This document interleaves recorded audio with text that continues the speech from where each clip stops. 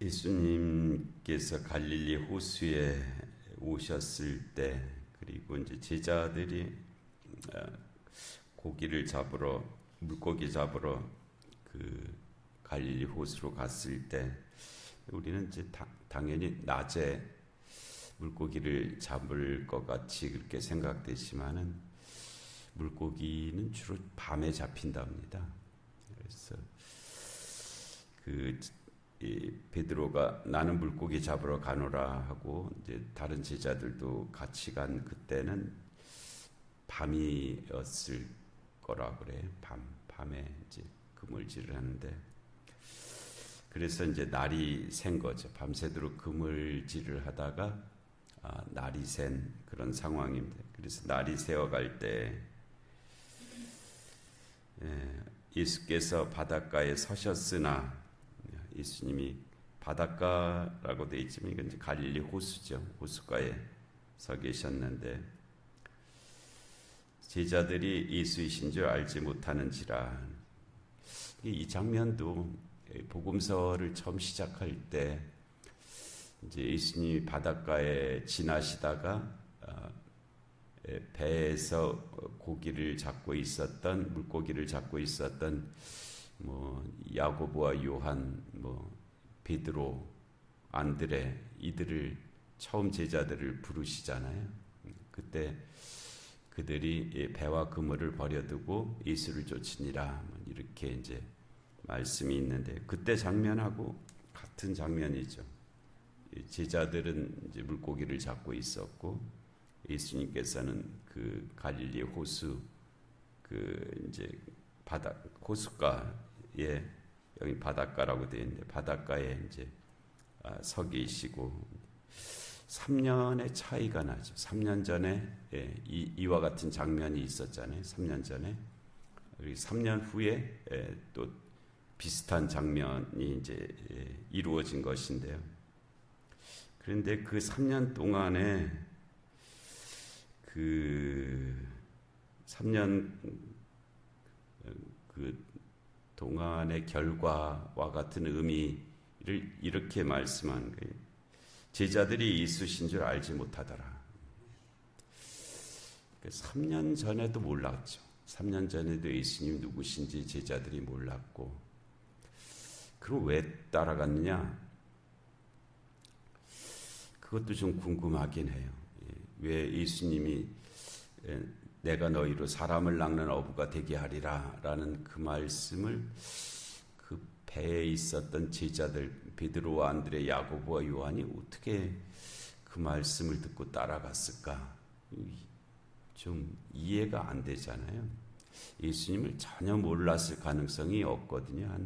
갈릴리 호수에서 예수님이 자라나셨던 나사렛까지가 이제 갈릴리 호수에서 저 지중해 쪽으로, 그러니까 내륙쪽으로죠. 내륙쪽으로 한 30km, 30km면은 몇 리인가요? 40km가 100리니까 한 70리 정도, 50에서 70리 정도 되는 거리니까 그렇게 모를 수가 없잖아요. 또 거기 가버나움, 베세다 이쪽 사람들이니까, 제자들이 주로. 그러니까 어느 정도는 알고 있었을 것 같고. 근데 내가 너희로 사람을 낚는 어부가 되게 하리라. 사람을 낚는 어부는 무슨 보이스 피싱 하는 사람들은 아니고요.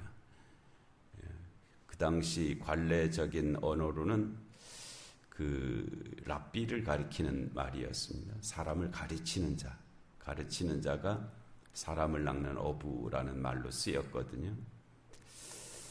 그러니까 이제 물고기를 잡는 어부들이었잖아요. 그런데 랍비, 가르치는 자가 되게 하겠다. 그건 조금 사회적으로는 신분 상승이거든요.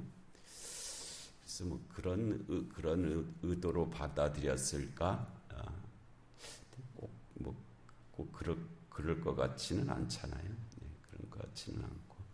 하여튼 우리가 이성적으로 일반적으로 생각할 수 있는 일만 있는 것은 아니니까 아마 여기에는 이제 하나님의 거룩한 역사가 작용했을 거다 하는, 그렇게 볼 수밖에 없죠. 뭐 물고기 잡던 사람들이 갑자기 저 그래도 어느 동네에서 누구라고 한 어렴풋이 알고 있는 사람이 와서 내가 너희로 사람을 낚는 어부가 되게 하리라 라는 말을 듣고는 배와 그물을 버려두고 예수님을 따랐다 하는 말은 굉장히 어려운 말이잖아요. 근데 이제 그와 같은 일이 이제 3년 전에 있었죠. 3년 전에 있었는데 그 3년이 지나서 그동안 사실 많은 일이 있었잖아요. 3년 동안 예수님을 뭐 밤낮으로 같이 따라다니면서 숙식을 같이 하면서 3년을 지냈고, 그 가운데 십자가도 있었고 부활도 있었고 뭐 그런 일들이 있었는데도 제자들이 예수이신 줄 알지 못하더라. 물론 이때가 아직 환한 빛이 밝음이 없어서 뭐 어둠이 좀 새벽에 어둠이 있어서 가시적으로 좀 잘 알지 못했다. 그런 뜻이 여기에 그런 상황이 담겨 있기는 하지만은 그래도 이 요한복음을 통해서 말씀하시고자 하는 것은 제자들이 여전히 예수가 누구신지 알지 못하고 있었다. 그런 뜻입니다. 여전히 그들이 예수가 누구신지를 알지 못하고 있었다.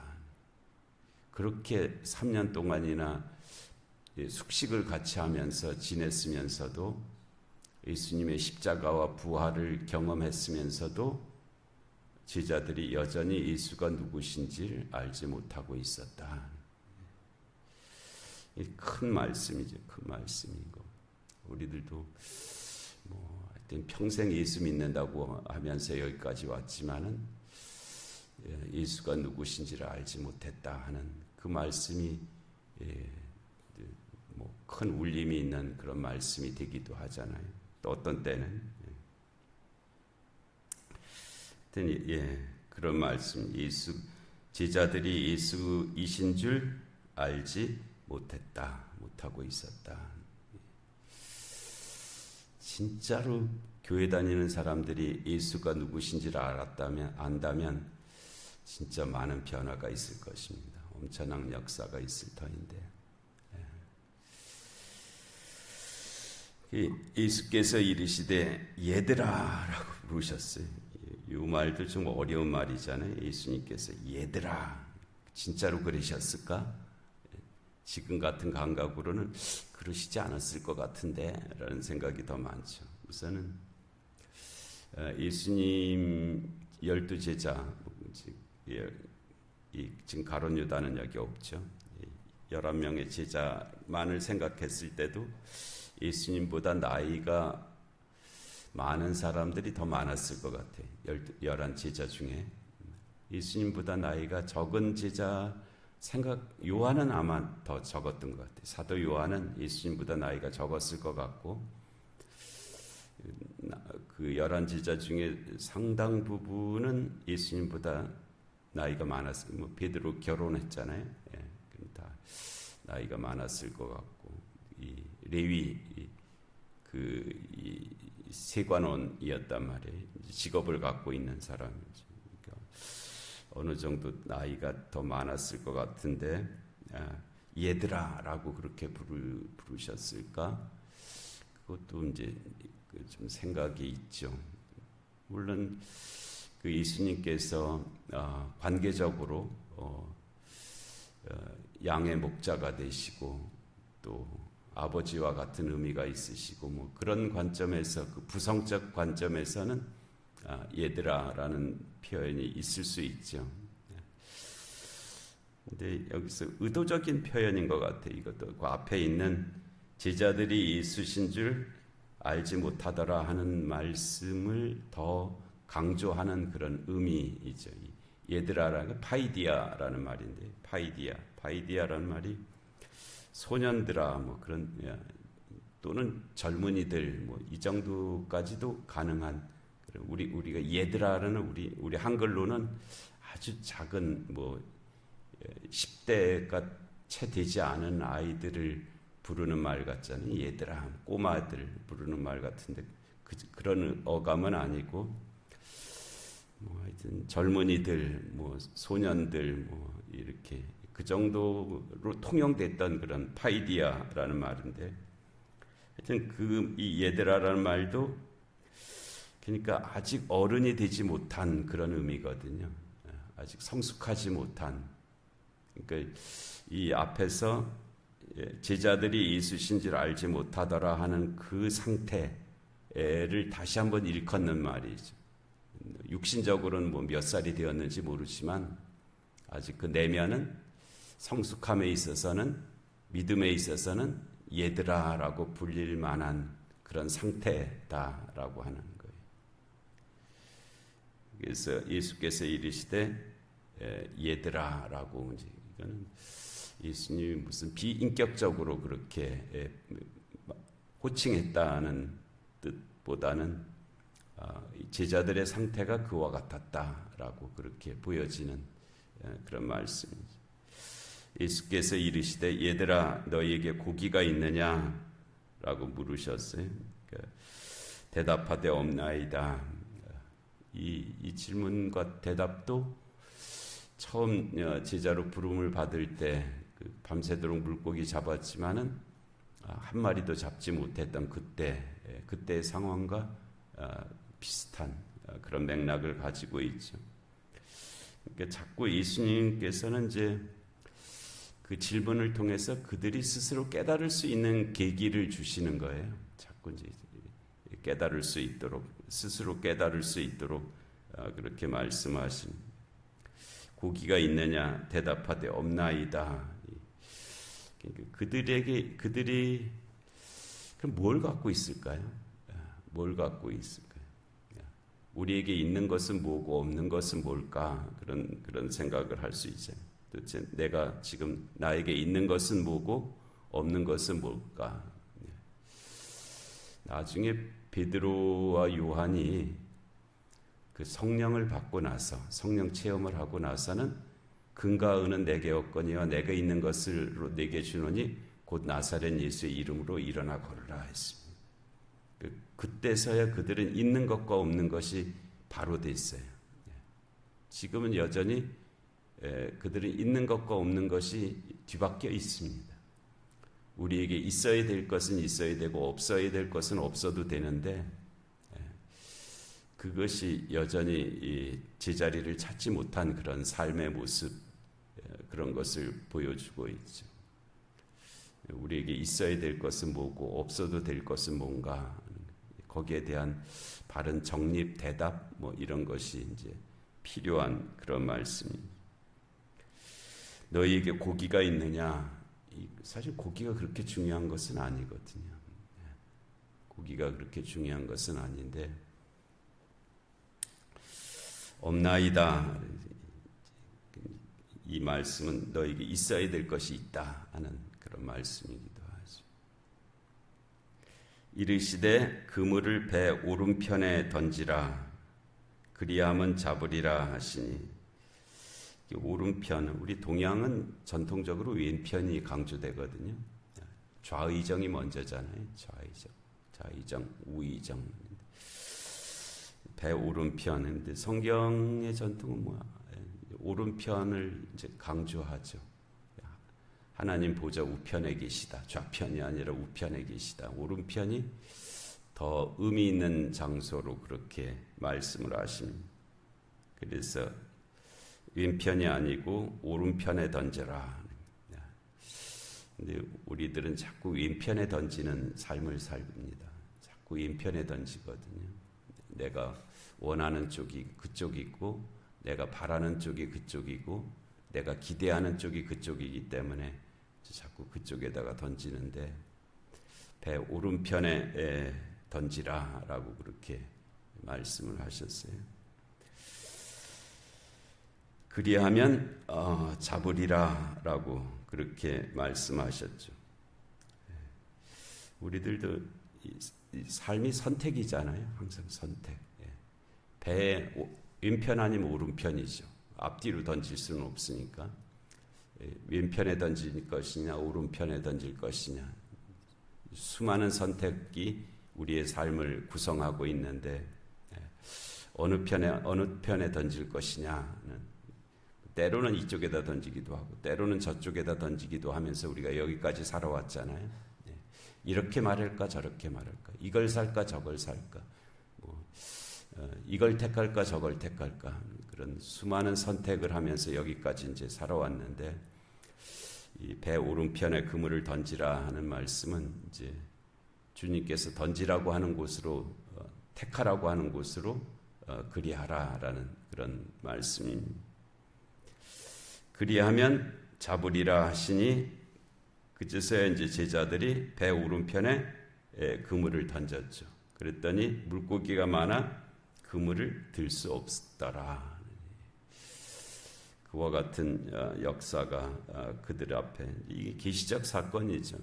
제자들로 하여금 그 3년 전에 부름의 밤 새벽, 그때를 다시 한번 일깨워 주시는 그런 말씀이고요.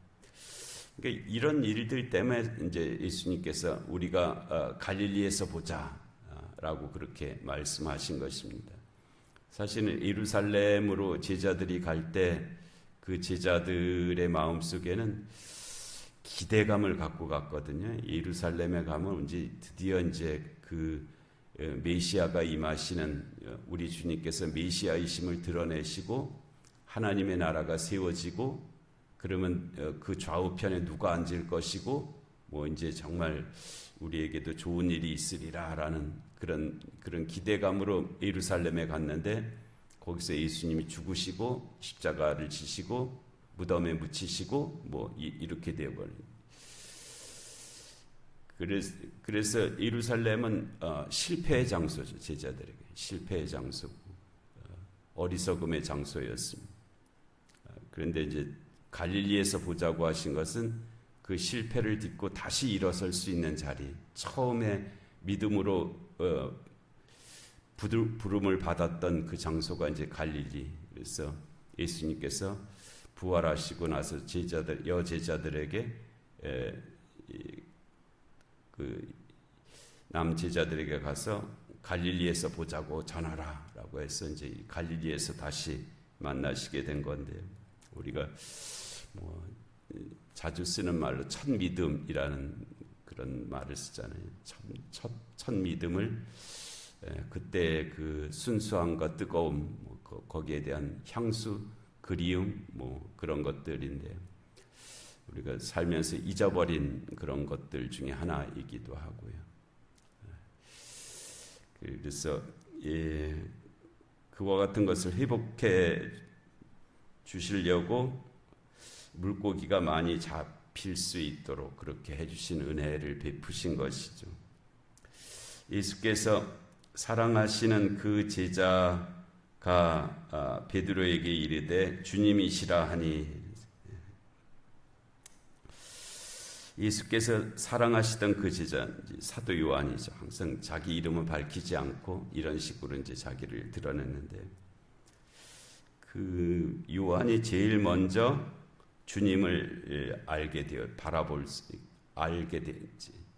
그러니까 다른 제자들도 다 그 예수님의 말씀을 듣고 그쪽을 바라보았을 터인데, 그 중에서 이 요한이 제일 먼저 주님이시다라고 소리를 쳤다는 거예요. 이제 그렇게 소리칠 수 있었던 그 이유가 예수께서 사랑하시는 그 제자, 그것이 있었기 때문에 요한이 그와 같이 먼저 주님을 알아볼 수 있었다. 사랑이 사람으로 하여금 많은 것을 알게 합니다. 사랑하면 알게 되는 그런 일들이 있죠. 그래서 이 요한이 주님이시다라고 그렇게 외치게 되었고요. 사랑하지 않으면 알지 못하는 일이 엄청 많습니다. 정말 많죠. 사랑이 있어야 알게 되는 일들이 아주 많이 있습니다. 시몬 베드로가 벗고 있다가 물고기 잡으려고 하니까 뭐 이 겉옷은 벗어야 되잖아요. 겉옷은 벗고 이제 그렇게 물고기를 잡고 있다가 주님이시라 하는 말을 듣고 겉옷을 두른 후에, 이거 우리가 이제 이 두루마리 같은 그런 형태인데요. 그 겉옷을 두르면은 물에 못 들어가죠. 감겨 갖고서는 물에서 수영을 할 수 없는 그런 상태가 되잖아요. 그런데 베드로가 겉옷을 벗고 있다가 주님이시라 하는 말을 듣고는 겉옷을 입었다라는 뜻. 그리고는 바다로 뛰어내렸다. 저는 이 장면이 참 인상적으로 그렇게 다가오는 말씀인데요. 이게 뭐 바다에서 지금 물고기 잡고 있는데 벗은, 또 이제 이 예수님과 그 베드로의 이 배 사이가 한 100m 정도 되는 거리거든요. 100m. 100m를 수영해 가야 되잖아요. 그러면 옷을 입고 그걸 막 그렇게 수영하기는 힘들잖아요. 그런데 또 불구하고 베드로가 겉옷을 입고 두르고, 그리고는 가만히 있어도 배는 갑니다. 그쪽으로 가게 되어 있는, 육지로 이제 가는데 조금이라도 더 빨리 가고 싶다는 거예요. 그래서 배에서 뛰어내려서, 왜냐하면 그때 물고기를 많이 잡았으니까 배가 천천히 갈 수밖에 없잖아요. 배에서 뛰어내려서 예수님께로 수영을 해서 지금 가려고 하는 그런 베드로의 모습을 여기서 보여주시는데요. 아름답죠. 아름답습니다. 아주 아름다운 그런 모습입니다. 베드로가 자기 자신을 아주 부끄럽게 여기고 있는 거예요, 지금. 내가 부끄럽다 하는 생각을 하는 거예요. 그렇죠. 정말 주님, 나 예수님 모른다. 나 맹색한데 모른다. 저주하건대 내가 예수를 모른다. 라고 했던 그 베드로였잖아요. 그러기 때문에 주님 앞에 정말 부끄럽죠. 그 부끄러움을 나타내는 것이 겉옷을 두른 후에 예수님 앞, 정말 제가 너무 예수님 앞에 부끄럽습니다. 제 속을 드러내 보인다는 것이 참으로 부끄럽습니다. 옷을 입는다고 그 부끄러움이 가려지는 것은 아니지만 그래도 그러고 싶은 그런 마음이 표현되어 있는 거죠. 겉옷을 두른 후에 예수님께서 나중에 우리에게 다 의의 옷을 입혀주시잖아요. 하지만 하여튼 이 베드로가 스스로 겉옷을 두른 후에라는 것은 그런 것을 우리에게 말씀하고 있는데요. 염치가 있는 거죠. 염치. 사람이 염치가 있어야 되잖아요. 염자가 청렴할 염자에다가 치자가 부끄러울 치자거든요. 사람이 청렴하고 부끄러움을 알아야 된다. 이 베드로의 이 겉옷을 두르는 그 모습에 염치가 있는 베드로의 모습을 보이고 있습니다. 부끄러움을 아는 거죠. 부끄러움을 아는 그런 모습입니다. 그리고 바다로 뛰어내렸다는 것은, 그렇지만 그 부끄러움 때문에 좌절하거나 포기하거나 숨어버리는 것이 아니라 조금이라도 더 주님께로 빨리 가고 싶은 그것을 실천하고 있는 그런 모습을 보이고 있죠. 부끄러운 것은 부끄러운 것이지만 그래도 주님께로는 가야 되겠다. 그것을 멈추지 않고 열심을 내서 달려가는 그런 모습을 이제 베드로가 보여주고 있는데요. 거룩한 역사죠. 아름다운 역사, 구원의 역사입니다. 그와 같은 은혜가 또 우리 모두에게도 함께 하시는 줄로 믿습니다.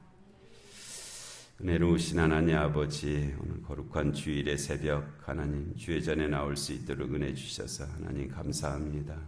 주님께서 저희를 사랑하시며 또 저희를 불러주시며 또 저희가 믿음으로 하나님 응답하게 하심인 줄로 믿습니다. 항상 하나님 저희들이 그렇게 주님을 따라갈 수 있는 저희들의 남은 생이 되게 하여 주시옵소서.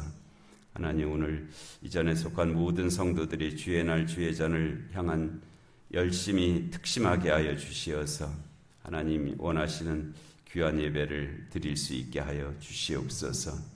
영육간의 공고한 하나들을 긍휼히 여겨 주옵시고 이 나라 이 민족 가운데 주님의 공의와 정의가 임하게 하여 주옵시고 전쟁과 기근과 질병과 재난의 땅들 가운데 주의 긍휼하심이 함께하여 주시옵소서. 이 새벽 기도 가운데도 은혜의 은혜를 더하여 주시기를 간절히 비옵고 예수님의 이름으로 기도하옵나이다. 아멘.